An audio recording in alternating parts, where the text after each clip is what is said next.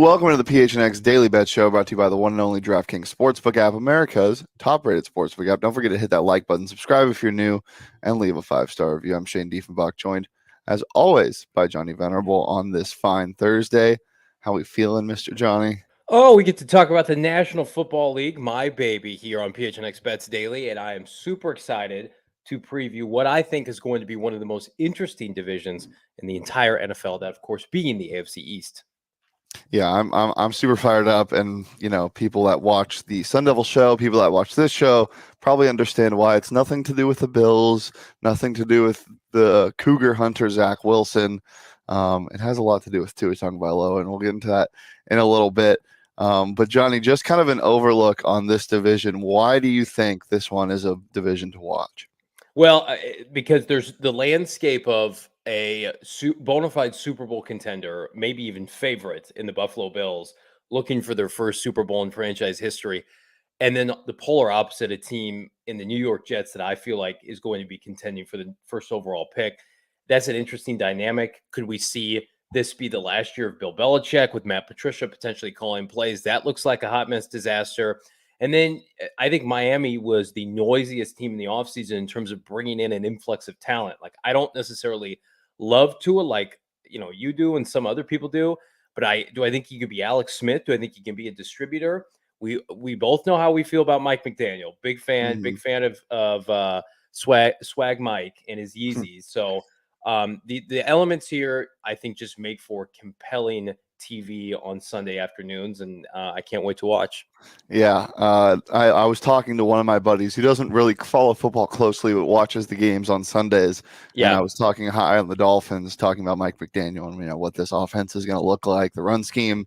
And I was like, yeah, if he can make Nick Mullins look good with Kyle Shanahan for the 49ers, I think we'll see blah, blah, blah. And my buddy goes, oh, you mean the tiny guy? I'm like, yeah, the tiny guy, the guy that looks like he has no business in football. So, yeah, hey, I'm really quick, excited. a quick story. We were at the Combine. We were walking into a bar. First of all, I am almost equal footing than Mike McDaniel. I'm 5'6.5". He had his backpack on. He looked like somebody who went to like a local university in downtown Indianapolis, like just looking for like a late night burger or a pint somewhere. He did not look like an NFL coach, and I have so much reason for him to succeed. I went up to him and I said, "Continued success, Mike," and he gave me a fist pound, but he looked like a scared little boy. So I hope he does well. That's great. Well, obviously, he is a key acquisition for this Miami team. We'll go one by one, talk about some acquisitions and departures. We'll start with Miami. Obviously, they keep their defensive coordinator, which, their defense was pretty damn good at the end of the year last year. Not playing the highest competition, but whatever. So, re-signings and acquisitions, you obviously get Chase Edmonds, Sony Michel, Raheem Mostert. Obviously, the Tyreek Hill trade, but this is the sneaky one that I think is kind of flying under the radar. Cedric Wilson as your 3 receiver and an offense where you have Tyreek Hill as your 1, and then Jalen Waddle as your 2, and Cedric Wilson, who's an excellent 3, had a pretty good year for the Cowboys last year. I really like that. You bring Mike Gesicki back. You shore up the offensive line a little bit. You get Melvin Ingram. You bring back Xavier Howard. So I think they did pretty good on that front. Not really anybody too noticeable leaving. Some pieces on the defense that weren't crazy. You lose Jason McCourty because he retired. Justin Coleman, who is a nickel guy, isn't going to be back next year. And then Phillip Lindsay, Jacoby Brissett, like nothing crazy big. So I think this Dolphins team, this is the no excuses year for Tua, because one time it was, he didn't have enough help on offense. The other time it was the defense wasn't doing him any favors. The offensive line wasn't good. All of those should be fixed. And I think this is really a put up or shut up year for Mr. Tagovailoa. Well, the combination of Waddle and Tyreek Hill trumps any combination in this division, just in terms of pure playmakers. I know Buffalo's rich with talent. I just think the top end benefit. We know what Tyreek Hill can do. I think Kansas City will grossly miss him. I think that is one of the more, underplayed acquisitions and departures in the entire NFL. You can just replace a Hall of Fame talent in one off season. And then Jalen Waddle had a phenomenal rookie season, but it was overshadowed by Jamar Chase. But a guy who caught 104 passes in this offense last year with Brian Flores, I mean, that to me is commendable. And then you mentioned it, Cedric Wilson, one of the best wide receiver threes on any roster. And then they're doing what once upon a time they did in San Francisco with just a stable of capable running backs. Chase Edmonds, Mostert, Sony Michel. I mean, Myles Gaston was the starter last year. He had 600 yards. He's fourth string on the depth chart. So they're going to be explosive. They're going to put Tua in positions to succeed, quick, intermediate throws. The offensive line should be better. Armstead's a nice acquisition at left tackle. Austin Jackson, former first-round pick out of USC, should be better in his third year, and the interior is fine. Connor Williams at center is fine. Robert Hunt, right guard, is fine. You mentioned the defense, though. They have the best pair of starting corners in the NFL with Xavier Howard and Byron Jones. I think that combination is going to just terrorize the rest of the AFC East, not named Josh Allen. I think Mac Jones and Zach Wilson are going to feed them footballs early and often in these divisional games. Their front seven's fine. And, Jalen Phillips last year, sneaky, one of the most productive first-round picks. I mean, you talk about somebody like Zaven Collins for the Arizona Cardinals who didn't do anything, and then Jalen Phillips goes about 2 picks later to Miami and has almost double-digit sacks. Breaks Roquan Davis record for Miami. Yeah, and so this team is rich with talent. If I have to go on the record now, I think they make the playoffs. I think they get in somewhere around 10-7. And again, like Tua, we've come to grips with what he is and what he isn't. And I think the misconception was coming out. Mahomes-esque generational prospect. Yeah. He doesn't have those physical gifts. But can he be a plus Alex Smith? Can he be somebody who distributes a little bit better than a game manager? Somebody that's going to put you in positions to win, isn't going to lose the game for you, doesn't turn the ball over inexplicably. If that happens, then I think that he and Mike McDaniel are set up for success. I really do. Yeah, he's kind of teetering the line between that quarterback that you win in spite of and the quarterback you win because of. So we'll see. Yeah, I've said this many times. I think that the generational performance he had in the national championship kind of set him up for his career as a whole. People want him to go back to that, and that's just not feasible in the NFL. But we'll go on to the Bills, who, Super Bowl favorite for a really damn good reason. Talk about talent. I think the biggest thing that people are talking about is Cole Beasley and Emmanuel Sanders, but I really don't think it matters because you bring in Jamison Crowder, who I really like. You bring back Gabriel Davis, and obviously still have Stephon Diggs. Tavon Austin, Isaiah McKenzie are there. So that's fun. But on the offense, I don't really think you need any help. I mean, you draft what's his name? The Cook brother, James Cook, who I think is going to help a lot in the passing game. So I think your offense is fine. Then on the defensive end, I think this is the number one, maybe top three, if not that, defense in the NFL. I think Tre'Davious White should be good. Maybe not by week 1, but he should be back. I like the Kyrie Elam pick. Obviously, bringing in Von Miller. I think this defense is going to be just fine, and I think that's all we need to say about this team. They're going to be really good. Well, Tremaine Edmonds, I think, is on the cusp of breaking out. He was a former first-round pick on the defensive side that I think will take that next step this year. I have concerns about the secondary. How could you not, after what happened in that brutal divisional game against Kansas City last year? But, I mean, you've got horses up front. Ed Oliver, of course, Von Miller now on a pitch count. We're not going to get Von Miller 5 years ago. I think realistic expectations need to be set. Jordan Phillips, defensive tackle, played his best football in Buffalo before stealing money from the Arizona Cardinals. He's back. I think Buffalo, to me, like Buffalo's going to be a team mid-season that is running away with this division and is competing for the number 1 seed in the AFC. And they're still going to, I think, package picks for veteran players that are on the move. This is their all-in Super Bowl season. I firmly believe that. And I think Josh Allen, we're going to talk about it later, he is on DraftKings right now, plus 700, the front runner to win league MVP. He is just too big, too physical. The kind of football he plays, especially down the stretch, it was unmatched. And so I am bullish on this Buffalo team. The biggest question is, can they get it done in January? That remains to be seen. But in terms of the regular season, Shane, you're right. They're going to eat. They're going to eat up a division that I think just they don't have nobody in this division has the horses to keep up with them. Do you think Jordan Poyer and Michael Hyde are the best safety duo in the NFL? No, I think that resides in the desert with Budda Baker and Jalen Thompson. I shameless plug. I talked to Brian Baldinger on the sideline of the Cardinals red and white scrimmage last Saturday, and he told me that Budda Baker and Jalen Thompson were the best pair of safeties. Wow. So The Cardinals are by and large not a national darling in the No. NFL. Not breaking news. And Buffalo right now is. That's everybody's cream of the crop. But if we're being objective here, the best safeties reside in Arizona. But maybe in the AFC, they have the best pair of safeties. All right, well, let's get on to the next team, your favorite team, the New York Jets, baby. Some key additions. This one, the biggest. Joe Flacco coming in to play quarterback. They did get Joe Flacco as a backup. Zach Wilson might be on his second to last year, maybe last year if it gets that bad. But he really just didn't have any help. The one thing I love about this Jets team is how bad they make Robert Saleh look, because I hate that man. And they're not doing him any favors, Future having DC the worst defense in the NFL San last year. Francisco 49ers. No, just the worst. You bring in CJ Uzuma and Tyler Conklin. I don't know why. You get DJ Reed, who had a great year for the Seahawks last year. You don't really lose many people besides Jamison Crowder and Shaq Lawson and Marcus May, but like I don't really think it matters. I think all you're looking. What is, Johnny? Let me ask you this, because this is such a hard type of team to talk about. What is success if you're a Jets fan this year? I think anything that leads to Zach Wilson playing well. Like, Shano, they could miss the playoffs by 5 games. If Zach Wilson throws 30 touchdowns this season, you throw a flipping parade if you're the Jets. That's all that matters. As much as I love Sauce Gardner, looks phenomenal in everything that I've seen so far. I think he's going to be a really nice pro. That Cincinnati team was legit, as we're seeing in Arizona with Myles Sanders during training camp.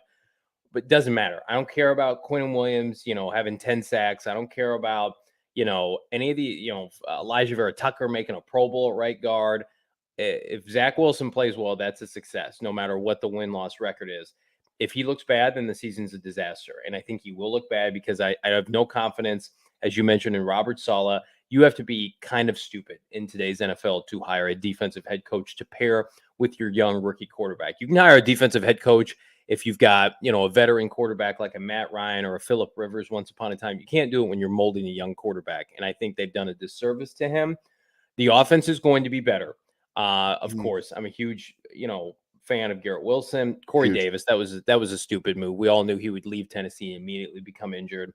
Elijah Moore had a nice rookie season, by and large, just having a nice camp. Denzel Mims still hanging around. He's their Andy Isabella. He's been a huge bust out of Baylor. The offense, like this team, I think, has some pieces, and they're not. I look at Houston's roster. That's expansion level, right? I look at Washington. You look at this team, and it's like, I would love to have Quinnen Williams and Sauce Gardner and LaMarcus Joyner. There's like 5 or 7 players I really like. I just think their culture is so toxic. I think their division is brutal. And Zach Wilson, to me, the only way he was going to succeed is if he went to an organization with stability that had a young offensive head coach. He goes to the Jets, perennial losers, with Robert Saleh, who we both think is a big-time fraud as an NFL head coach. He's going to be on his second team, a la Baker Mayfield, a la Sam Darnold, in about 2 seasons. Yeah, I think it's a win for me already, just because I'll be able to watch and stomach some games on offense, because I get to watch Breece Hall and Garrett Wilson. But other than that, I don't really know.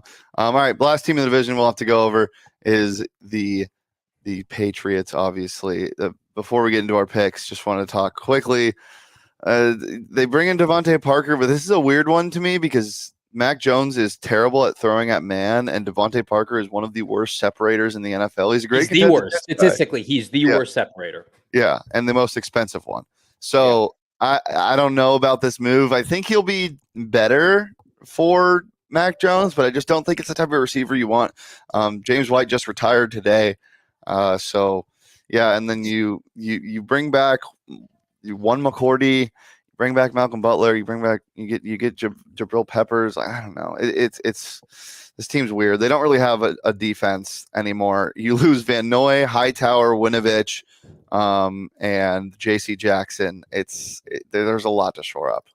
This is a bottom 10 roster in the NFL, but they're only competitive because of Bill Belichick. And I think Mac Jones is very serviceable. But their roster, in terms of talent, like, I could make an argument. There's many more players I would rather have than on the New York Jets than this Patriots team. Belichick's Achilles heel will always be his inability to draft and develop skill players in the early rounds. Like, he's laughably bad at it. They're a collection of skill players. literally should be a team picking in the top 3 to 5. I think they go 7-10 this year. I think this is Belichick's last year. I think he retires after this year, and they've made a grave mistake. I don't love Josh McDaniels. You needed to keep McDaniels around long enough to make him the heir apparent. I think they're going to be a like 12 to 18 months out from just blowing this shit up, starting from scratch. You mentioned it, like defensively. How do you let J.C. Jackson go? You're not paying Mac Jones any money. Like No. you don't have to be the shrewd Belichick of old with Brady. Now you have a resource now making no cash, and you're thinking if he was the 15th pick in the draft, he's probably making like $1 million this year. Yeah. And then you're trading premium picks for Devontae Parker. This is what they have. They had a surplus of cash last offseason and this offseason where they felt like they had to spend and overspend on offensive skill players. So they went to it's like if you have $5,000 and you go to Dollar Tree and you buy, $5,000 worth of crap. And you're like, see, look, we spent some money, but that's like they should have been in the Devontae Adams sweepstakes. They, Tyreek Hill. Those are the kind of moves they should have been making, and then paying those guys.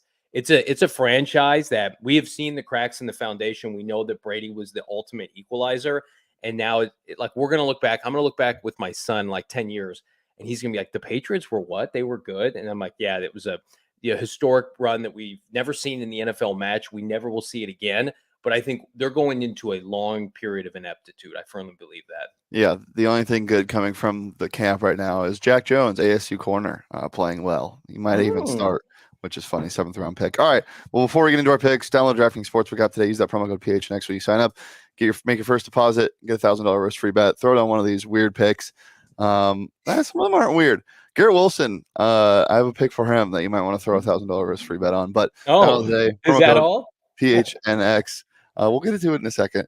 And you get $1,000 risk free bet instantly. It's just that easy. Just remember, minimum age and eligibility restrictions apply, and see those show notes for details. Johnny, what is your win expectancy for some of these teams? Let's pull it up. Let's check it out. I've alluded to it. I think the Buffalo Bills, I think they sweep the division. I don't think they lose a divisional game. You can get them over 4.5 divisional wins at plus 135. Who's beating them in this division? We saw the Buffalo Bills and Josh Allen go have a perfect game against the Patriots last year where they didn't punt. They scored touchdowns on every drive. Good hell. The New York Jets, again, I mentioned, I think they're going to be picking first or second in the draft. They're going to be a 2-15 team.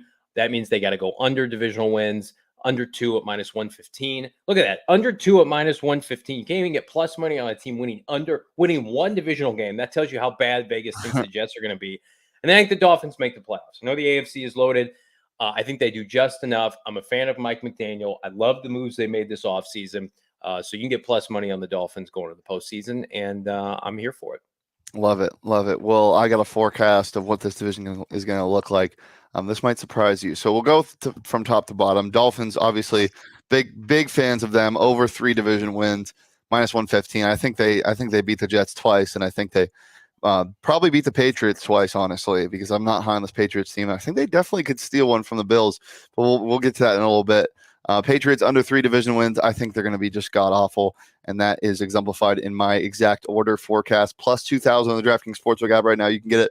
Buffalo to finish 1, Miami to finish 2, Jets to finish 3, New England to finish 4. I think New England's going to be that bad. I don't know if the Jets are so bad that they only win 3 or 4 games. I think they might sneak into 5.